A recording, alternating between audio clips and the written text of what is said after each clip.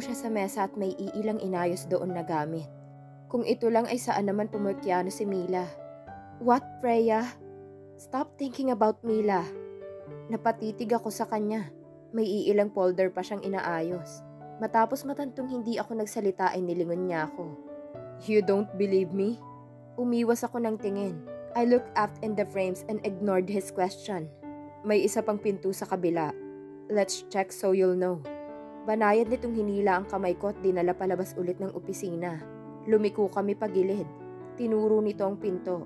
Kung titingnan ay para lang yung idinikit na pinto. Binuksan niya at niyaya akong pumasok. Upuan at mesa lang ang meron doon na may nakadikit pang pictures ni Mila. Hindi ko malahati sa opisina niyang lawak nun. Satisfied? Nangaasar na tanong niya. Inirapan ko siya at nauna nang bumalik sa opisina niya. Imbis na umupo ay dumiretso ako sa mga nakasabit na frames. Mga certificate ang andoon. Meron pa siyang picture na seryosong nakatingin sa camera habang nakasuot ng long sleeve at pants na nakatupi hanggang sa tuhod niya. May hawak pa siyang punpon ng buko. If I'm going to rate it, this is his teenage self. Nagmature lang ang mga features niya pero ganoon pa rin. Samantalang ako halos hindi na makilala ang mga teenager photos ko kapag tiningnan. Another frame got my attention. It's a picture of a couple. Luma na. Black and white na ang kulay niyon. Ngunit malinaw pa rin ang pictures ng dalawang taong andoon. Magandang babaeng nasa larawan, kulot ang buhok at bahagyang nakaarko ang kilay. Ang mga mata ay nangungusap na nakatingin sa kamera. Mukhang mahigpit din itong nakakapit sa lalaki. Pagbaling ng tingin ko roon ay para akong nakatingin kay Kian. Kamukha niya. May bigote nga lang yun ang manipis. Kung hindi black and white ang picture ay sigurado kung sa tatay niya nakuha ang kulay ng mga mata niya. They are my parents. Pumipkyano siya sa gilid ko na kinalingon ko. Mataman itong nakatitig sa litrato. I can see the longing in his eyes. Do you mind if I ask kung saan sila? Kumibit balikat ito. I don't know either. I grew up in my lola's hands, but sadly she passed away when I was 18. Tinuro nitong isang frame. May matanda roong nakangiti sa kamera. Nakataas ang buhok at may hawak na pamaypay. She looks so kind and friendly. Hindi maasim ang muka. Natahimik ako at bahagyang sumikip ang dibdib. How cruel can this world be? I'm still lucky despite all the struggles. I have both of my parents with me.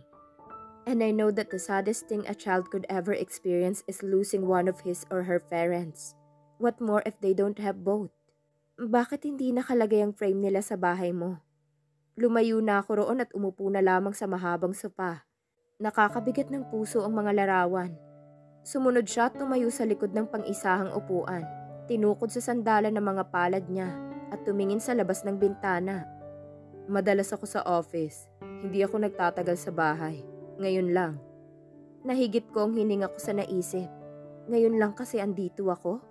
Napapikit ako at napailing ng bahagya. Don't give me riddles. Are you alright? Naramdaman ko ang mga hintuturo nito sa sentido ko. Hinilot niya pa yun ng bahagya. Imbis na magmulat ay sinandal ko pa ang leeg ko sa sandalan ng upuan. Masarap sa pakiramdam at napakabanayad na mga kamay niya. Does your head hurt? Headache? May pagkatarantan tanong niya. Hindi naman, mukhang kulang lang ako sa tulog kagabi. Napakagat ako ng ibabang labi sa pagsisinungaling. Talaga ba, Freya? Ang aga mo kayang natulog. Kung puyat ka, kailangan mong kumain. Kumain? Di ba matulog dapat? Mabilis kong namulat ang mga mata ko noong lumayo ito sa akin. Paglingon ko'y nakatalikod na ito at hawak ang cellphone sa tenga niya. Yes, Mang Isko. Pasuyo na lang po kay Nailina. Padalhan po ng pagkain. Salamat po. Imbis na tumayo ay dumiretso ako ng higa sa sopa. Nakakahiya. Pumikit ako at binalak na magtulog-tulugan. Hindi ko alam paano ko siya kakausapin. Nahigit kong hininga ko nang maramdaman kong nasa harap ko na ito. Hindi ako huminga, tinintay na umalis siya sa harapan. I heard him sigh. Okay, fine. Make sure you get enough sleep. Mga yabag na niya papalayo ang sunod na narinig ko. Best actress, Freya? I don't know but the silence dances in my veins like a lullaby. Slowly I find peace and sleep. Hindi ko alam kung gaano ako katagal na natulog. Nagising na lamang ako sa amoy ng pagkain. It's a mixture smell of curry and asado. Did you get enough sleep? Madali akong napabangon. May mesa na sa gitna at nakaayos doon ng mga pagkain. May 1-litered bottle juice pa and 1 box of buko pie. Ayos lang. Hindi ba dapat kanina pa yan? Hindi mukhang malamig ang pagkain. Umuusok pa kasi ang kanin. Nakatulog ka, di ba? Sarkastikong sagot nito kaya naman sinamaan ko ng tingin na kinangisi niya. Inayos nito ang plato at nilagyan ng ulam at kanin. Kain na. Inabutan niya pa ako ng kutsara at tinidor na agad ko namang kinuha. Nagsimula siyang kumain. Kahit lalaki siya ay maayos siyang kumain. Paano mo napalago ng ganitong negosyo mo? I'm curious. Laki siya sa lola niya at walang magulang. 18 lubusan na siyang ulila. How come, right? Lumunok siya at sinulyapan ako saglit. Mana lang. May tanim na kaunting buko. I started from there. Wala namang tutulong kaya pinagbuti ko.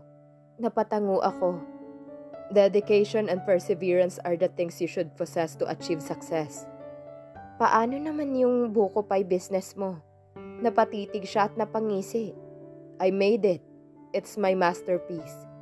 Kusang umawang ang mga labi ko. Sa itsura niya hindi siya mukhang tao sa kusina. What more in baking? Seryoso ka?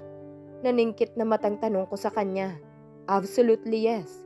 Your favorite buko pie is my very own recipe. I'll teach you next time. Napairap ako sa naringgan na bahagyang pagmamalaki niya. Yung store mo sa dating school, sinara mo? Umiling siya. No, minomonitor ko through CCTV. Nagsasend din naman ng sales inventory ang employee ko. Napatango ako. Hindi ba madalas ka ron? Not really, minsan lang akong bumisita. Madalas ako sa opisina. Natahimik siya pagkatapos ay nilingon ako. Gusto mo bang bisitahin? Sa nanlalaki mga matay agad akong umiling. Hindi ko nananaisin na bumalik pa roon. Huminga ako ng malalim at gustong ibahin ang usapan. Is this the first time we've talked seriously? Yes, and I was aware that I'd seen you naked earlier. Gumuhit pa ang ngisi niya na tila klaro pa sa isipan niyang nangyari kanina. Sinamaan ko siya ng tingin sa bulgar niyang sinabi. Matino sana ang usapan kung hindi lang niya pinaalala. Ramdam kong nag-init muli ang mga pisngi ko. He chuckled. Silly, aksidente lang yon. Napanguso ako at hindi siya pinansin. Naaalala ko kasi ang nangyari sa amin sa hotel. Don't worry, I'm not that asshole drunk Kian again. He assured me. But then just don't tease me. I might lose control, darling. He winked. Bit-bit ang mga damit ko ay nagmadali akong lumapit sa kwarto niya. Hanggang ngayon ay hindi pa niya pinapaayos ang sirang tubo. Wala tuloy akong choice kundi sa kwarto niya maligo. Nagmadali pa akong pumasok. Kita ko pa siyang papasok pa lang sa banyo. May tuwalyang nakasabit sa balikat niya. At tila halos kakagising pa lang dahil sa magulo niyang buhok. I smirked. It's payback time. Pipihitin pa lang niya ang pinto ng banyo ay tumakbo na ako palapit doon. Mabilis kong binuksan at inunahan siyang pumasok. Natigilan ito tila rumihistro din sa mukha niya na nakapasok na ako sa banyo. Umawang pa ang mga labi niya matapos ko siyang kawayan at isara ang pintuan. He knocked hard 3 times, but I don't care. Freya! He shouted. Naiiling na nangisi ako at agad na naghubad ng damit. Dumiretso sa shower at hinayaan siyang mangatok sa labas. Nagmamadali ka? Buksan mo to. Sabay na lang tayo. Na-off ko ang shower dahil sa sigaw niya. Umirap kahit hindi niya nakikita. Asip namang sasabay ako sa kanya. Foundation day ngayon. Sa ibaba ka na maligo. Pagkasigaw ko ay hinintay ko pa siyang sumagot pero hindi na ito nagsalita. Tumikwas ang kilay ko at lumapit pa ako sa pinto. Dinantay doon ang tenga ko. Tahimik at walang anumang kaluskos. I smiled and took my time taking a bath. Akala ko ipipilit niya ang gusto niya. Mabuti naman at hindi. Inabot ata ako ng 1 oras sa pagligo. Inabot ko ang tuwalyang maliit na nasa metal rack na sabitan ng mga damit. I dried my body. Pinulupot ko pa sa basang buhok ko ang tuwalya. Tumingin ako sa salamin at inayos ang suot kong drawstring pants na puti. Pinaris ko siya sa one off-shoulder crop top kong itim. Long sleeve yun ngunit hindi naman mainit. I am still feeling excited about my students. Hip-hop performance. Tuloy-tuloy pa akong lumabas sa pinto ng kwarto niya. What the? Sigaw ko matapos maramdaman ang paghapit sa akin. Kumabog ang dibdib ko sa naramdamang braso na pumulupot sa bewang ko. Umawang ang mga labit na tulala pa ako nang dinala ako nito sa kwarto ko at binitiwan sa gitna. I cocked my head a little just to catch his piercing gaze towards my outfit. Napaingos ako sa ipinakita nitong disgusto at nagawa pa siyang irapan. Anong klaseng damit yan? Ang dalawang kamay niya ay nasa bewang niya. Kunot noo at pinasingkit ang tingin. Damit? Ngising sagot ko na kinatalim ng mga mata niya. Is that a teacher's uniform? Kulang sa tela at labas pa ang isang balikat mo. Sumama ang tingin ko sa sinabi niya at tila na insulto. Kapag baguro restricted na sa lahat? Wala na bang freedom of choice? Pinagkrus ko ang mga braso sa harap ng aking dibdib. Pwede ba? Hip-hop ang sayaw ng mga estudyante ko. Hindi naman pwedeng nakablusa at saya ako. Tinalikuran ko siya at dumiretso sa harap ng salamin. I blow-dried my hair, not minding his presence in my room. Mariin lamang ang tingin niya sa ginagawa ko. Kahit na, maraming mga matang makakakita. Nagpapapasok sila ng civilian para manood tuwing foundation day nila. I can sense the sermon in his voice. Kumibit balikat ako at binaba ang blower. Sandali lang naman ako, tatapusin ko lang ang performance ng mga estudyante ko. Naglapat ako ng pulang lipstick sa labi. Komportable ka ba? Muling tanong nito. Nasa likod ko na ito. Nagkatinginan pa kami sa salamin. He bit his lower lips and focused his eyes on mine. Komportable. Matatag kong sagot. Ngunit tila hindi niya nagustuhan ang sagot ko. Matapos magsalubong ang mga kilay niya. Fine, pero ihahatid kita ngayon at susunduin naman mamayang pauwi. He firmly said. Ako naman ang umawang ang mga labi at nilingon ang papatalikod niyang bulto. Gusto kong magprotesta ngunit tapos na ang argumento. Inis na nagspray ako ng pabango. Dinampot ang bag ko at nagmadaling bumaba. Napaka-bossy. Nandoon na siya, nakasandal sa hood ng sasakyan niya at madilim ang tingin. Inirapan ko at tumungo agad sa passenger seat. Huminga pa siya ng malalim bago sumakay sa driver's seat. Anong oras kita susunduin? Hindi ko siya pinansin. Driver lang naman ang role niya ngayon. Walang kasamang conversation. Tatawagan kita kada oras. Pinal niyang sabi. Binalingan ko ito at kinunutan ng noo. Nakapokus sa daan ang tingin niya. Bakit siya ang magdedesisyon? Nasusunduin niya ako kung kailan niya gusto? Hindi pwede. Hindi na siya ulit nagsalita hanggang sa makarating kami at ipark niya ang sasakyan. Akmang bubuksan ko pa lang ang pintuan ay hinawakan na ako nito sa braso. Natigil ako at hinintay ang sasabihin niya. I'll call you. Pagkatapos ay binitiwan na niya ako. Kahit na naiinis ay hindi na ako sumagot at dumiretso na lamang papasok ng gate. Dinig ko pa sa speaker ang pagtatapos ng principal sa opening ceremony. Napapikit ako at binilisan ng paglalakad. Ang kaso ay hindi ako umabot. Nakaayos ang school at maging ang mga estudyante ay hindi naka-uniforme. May iilan ding maaaring sibilyan. I hurriedly walked straight to the gymnasium. Paalis pa lang ang ilang guro at ang principal ay nandun pa. Ma'am, sorry po, hindi ako umabot sa ceremony. Yumuko ako at nahiya. It's okay, Miss Israel. Basta next time maging on time ka. Iiwan ko dito mga speaker at iilang gamit para makapagsimula na kayo. Tinapik pa ako nito sa balikat. Thank you po. Ngumiti na lamang ito ng simple bago tumalikod at sumabay sa dalawa pang gurong naghihintay sa kanya. Nilibot ko ang tingin ko. Nandoon ang mga estudyante ko at kanya-kanya ng papiano sa mga bleachers. Ma'am, start na po ba tayo? Lumapit ang bawat presidente ng klase. This is the first day. Bukas ay mga basketball player na ang gagamit dito. Kailangan matapos lahat ngayon. Start na tayo. From section 1 down to 5 tayo. Ready yourself. Unang papiano sa gitna ang unang section. Pagsalang pa lang ng tugtog ay nakaposisyon na sila. When the music starts the beat, they start dancing to the Baby Shark song in hip-hop style. May mga ibang estudyante na ring nanonood mula sa lower grade. May snacks pa silang kinakain at mukhang kanina pa naghihintay. Umawang ang mga labi ko at hindi makapaniwalang pag baby song ang kanta pero ang steps nila ay maganda. They form 4 horizontal lines and wave their hands from right to left and vice versa. Pagkatapos na yun ay bumuo sila ng bilog para lahat ay sa akin nakatingin. They keep on bumping their bodies up and down. Nagulat ako matapos na may tumalon at umikot sa ere mula sa gitna ng bilog. Napaatras ako at napahawak sa dibdib. I forgot to tell them not to add any dangerous stunts. Hindi lang silang gumawa ng ganoon. Ang isa pang section ay 2 lalaki pang tumalon at umikot sa ere. Pagbagsak ay maangas pa ang pagkakatayo. Nag-flying kiss pang isa na ikinailing ko. Ang sabi ko hip-hop hindi exhibition. Effective naman kahit delikado dahil napuno ng palakpakan at hiyawan ng gymnasium. May ilan pang sumisigaw ng suporta sa mga kakilala nila. Natapos yun na nabibingi ako. Takot at pag-aalalang sinalubong ko sa kanila. Guys, magaganda naman lahat ng performance nyo. I hope walang nasaktan o napilay. Please next time don't just jump and roll. Make sure you are ready and you know where you will land. Baka mamaya ay sa maling tao na pala kayo bumagsak. Hindi ko na ituloy ang sasabihin matapos nilang humiyaw at sumigaw. Broken si ma'am? Naiiling na nangiti ako bago nagpatuloy sa pagsasalita. Nevertheless, I enjoyed it and expect your certificate after the foundation. Let's give you a round of applause for your awesome performances. Nagsipalakpakan sila at sumigaw-sigaw pa. Congrats to you all. Ngumiti ako at dinampot ulit ang bag ko.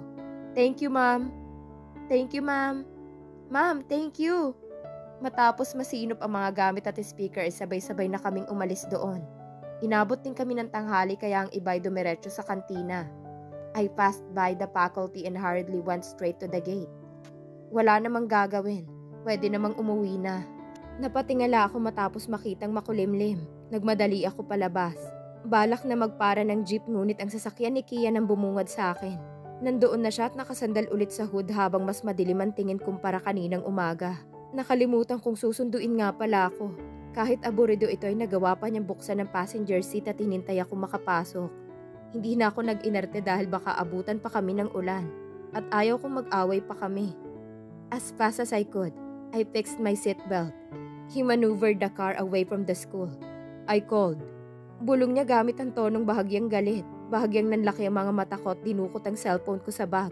Pagbukas pa lang ay tumambad na sa 25 missed calls niya. Nakalimutan ko talagang tatawag siya at susunduin ako.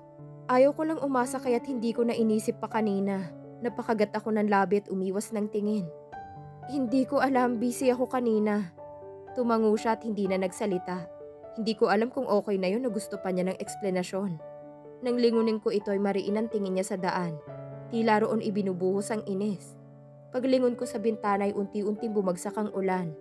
Lumakas ang hangin base sa sayaw ng mga dahon ng puno. At nabasa ang salamin ng bintana. Napalingon pa ako ulit sa kanya matapos niyang itigil sa gilid ang sasakyan. Mabilis siyang bumaba at pinagbuksan ako. Iiwan niya ako rito? Kumapit ako ng mahigpit sa seatbelt at ayaw bumaba. Umiling pa ako noong hinila niya ng marahan ng siko ko. Yayayain kitang kumain, hindi kita iiwan dito. Aniya, natigil ako at nahiya. Nailista sa isip ko ang galawan niyang ganito. This is going to be your payment for not thinking about me for the half day. He declared. Nabasa ba niyang iniisip ko? Tinanggal niya ang seatbelt at inalalayan akong bumaba. Kita ko pang ilang basa sa damit niya. Nilagay niya pa sa itaas ng ulo ko ang palad niya upang maiwasang mabasa ng ulan. Naharap ko ang kainan sa gilid. Mabilis kaming lumakad doon at nagpagpag ng braso upang maialis ang basa ng ulan. Naglabas pa siya ng panyo at pinunasan ng mga balikat ko. Napaiwas ako ng tingin at napalunok matapos maramdaman ang daliri niyang dumampi roon. Bahagya ko pang iniwas sa mga balikat huwag lang dumampi muli ang balat niya. Nagtataasan ang mga balahibo ko sa dampi niyon. Okay na. Umayos ako ng tayo at muling tumingin sa kanya. Nahuli nito ang tingin ko.